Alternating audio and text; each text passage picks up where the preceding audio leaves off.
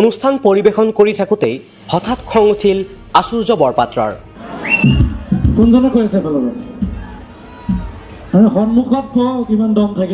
মঞ্চৰ সন্মুখৰ পৰা কোনোবাই বেয়াকৈ মন্তব্য কৰিছিল, যাৰ বাবে খং উঠিল আচুৰ্য বৰপাত্ৰৰ।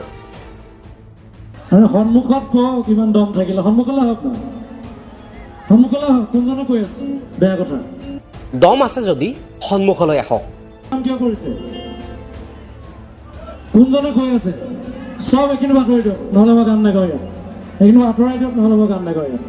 এইখিনিৰ পৰা আঁতৰি দিয়ক, নহ'লে মই গান নাগাওঁ। এই মন্তব্য আচুৰ্য বৰপাত্ৰৰ।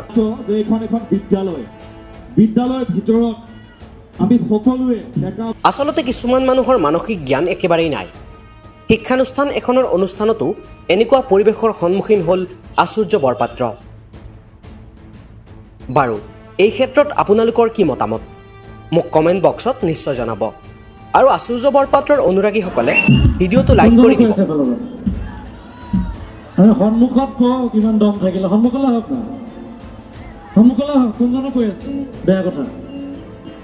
এজনে বেয়া কথা কৈ জেগাটোৰ বদনাম কিয় কৰিছে?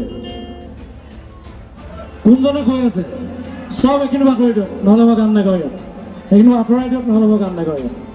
আমি পুনৰ অনুৰোধ জনাইছোঁ, যিহেতু এখন বিদ্যালয়, সকলোৱে এইটো কথা জ্ঞাত যে এইখন এখন বিদ্যালয়। বিদ্যালয়ৰ ভিতৰত আমি সকলোৱে ডেকা বুঢ়া সৰু যিমানবোৰ আমি ইয়াত উপস্থিত আছোঁ, সকলোৱে এটা শালীনতা বজাই ৰখাটো অতিকৈ প্ৰয়োজন।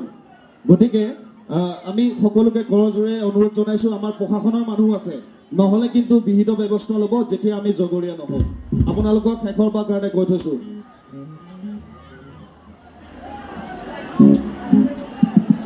বিচাৰি নাপায়, কিন্তু যোনজনে কৈছে আপোনাৰ লাজ লাগিব লাগিছিলে। শিক্ষানুষ্ঠান এখনৰ বাকৰিত আপুনি ইমান বেয়া কথা কোৱাৰ আপুনি যে সাহস পাইছে, যোনজনে নকওক।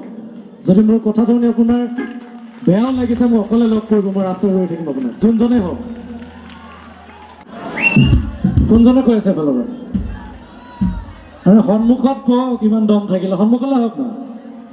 প্ৰত্যেক মুহূৰ্ততেই এনেকুৱা নিউজ আপডেট পাই থাকিবৰ বাবে আমাৰ চেনেলটো ছাবস্ক্ৰাইব কৰিবলৈ একেবাৰেই নাপাহৰিব।